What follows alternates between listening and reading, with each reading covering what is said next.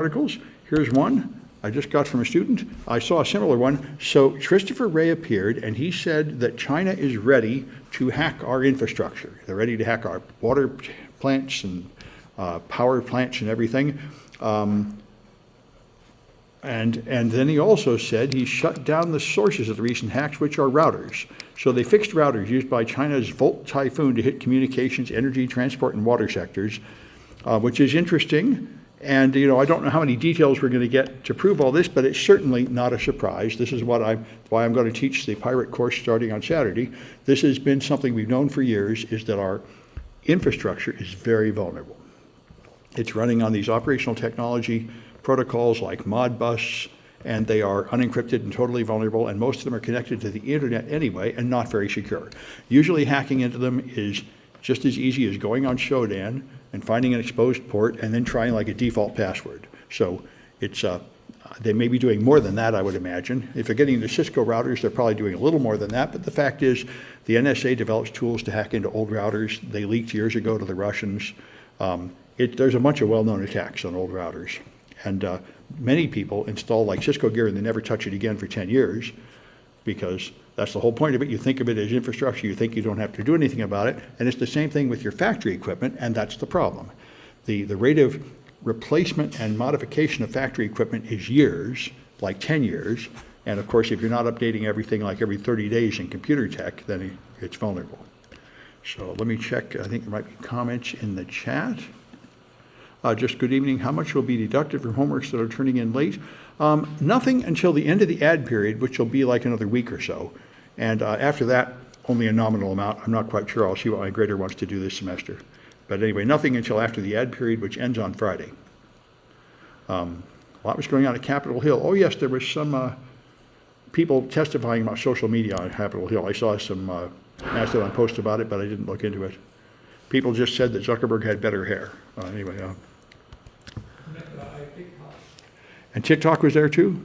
Oh yeah, well then, Washington is sure mad at TikTok, and with questionable evidence, although the first evidence I heard was from Scott Galloway. He claims that TikTok videos have 45 more videos in favor of Palestinians than Israelis, and he claims that shows Chinese influence, whereas I'm not convinced at all. I think it just shows the attitude of young Americans, which are similar. Young Americans below like 30 are like 80% in favor of Gaza over Israel, whereas Americans over 60 are exactly the opposite, 80% in favor of Israel, and I think it's just a question of how much your lifespan overlaps World War II. We think about Israel the way it was in like the 50s and the 60s, and the younger people think about Israel the way it's been in the last couple of decades under Netanyahu, and that is like night and day. Anyway, this one was kind of fun, owning a Bitcoin ATM. I guess there are still some Bitcoin ATMs around. I don't see them very often. But anyway, in where? In the Mission? Oh, well, then you could probably get some Bitcoin if you want to do this, although I don't recommend it. But he found out that they're incredibly insecure. The same thing is true, by the way, of ATM machines you'll see in like gas stations, these little cheap ones. I wouldn't use them. Use the one at your bank. They tend to be insecure. And so what he found was when he boots it up, it displays a Linux UI with a terminal briefly. So you can just click in the terminal and type, and now you have a shell on the machine. So that's pretty appalling. So now that you have a shell, it's possible to pop up a terminal window, run your install application with low privilege user. Then he wanted to input data, but there's no keyboard. So he just found that there's a camera and you can scan a QR code to get your Bitcoin address in there. So he just made a QR code that includes the code he wants to run and installed it. And now he could escalate privileges and have root privileges. Then he found the password file, which had a trivial, easily cracked password, which was the same on every machine. So it's got a default password that is something simple like 1, 2, 3, 4, 5, 6, which is how people typically hack those ATM machines. There were some teenagers that just went and stole the money out of it, those ATM machines at like a gas station over and over every week until the cops are just waiting for them, because they just found out that all you have to do is pull the plug and reboot it, and then it goes to the default password, which is like 1, 2, 3, 4, 5, 6. And then you can go in and just take the money out. So anyway, not too surprising, but these little cheap devices usually are not secure in addition to their other flaws. Let's see here. Sounds like Four Corners Breakout. Yeah, that's another one. Yep. A lot of you can just hit the corners on a touch screen and often get a shell.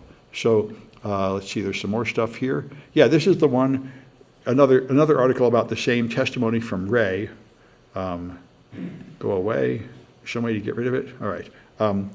Yeah, so he's claiming that we have the possibility of the Chinese hacking our infrastructure, which is absolutely true. I don't think there's anything special about the Chinese doing it. Everybody can do it. Iran, Russia, random teenagers in Britain. That's the problem. Anybody can do it. It's not very hard. And it is really hard to upgrade it all. So also, there's a Linux flaw that gives you root on major distributions, including Ubuntu and Debian, the one we're using. So there's a new flaw, and so you'd have to update your glibc to patch this. So presumably there will be vulnerabilities coming up. It's a heap-based buffer overflow, and I don't know if people have put out patches yet. And I don't know if they've released the exploit code yet, but anyway, it's a thing to be aware. These are very common. Basically, if you haven't updated your kernel on a Linux distribution in about 6 months, there's a known privilege escalation. They're very common. And so this one I thought was pretty fun. Ars Technica was used to deliver malware, which is kind of interesting. What they did was they made a profile, like to be a commenter on Ars Technica, and that has a place you can put up an image, and in the image URL, they put in a bunch of base64. So they put up a picture of pizza as their image, and the pizza actually has a URL which has a ping image here, tweet.ping, and then it just has a whole bunch of base64 here, which is base64 encoded JavaScript, which will run. So now they would have an infected USB you plug in, and the USB would then fetch the next stage of malware from Ars Technica. And the point of this is, of course, it's not a known malicious domain. They can go to like a legitimate news site that is not expected to host malware. So this is an important thing for people to realize. Anybody that accepts any kind of data from your users and hosts it needs to clean malware out of it. And this is a form of malware that apparently the Ars Technica site did not check for, and probably many others don't either. So it's a thing to be aware of. If you let people post images and you don't prevent extra junk in the URL, you might be hosting malware without realizing it. Is that all those scripts inside the picture? Yes, they hid the script in the URL, not in the picture, but in the URL, in the source. But the URL is hosted on the website, though, so they are able to extract malware from it.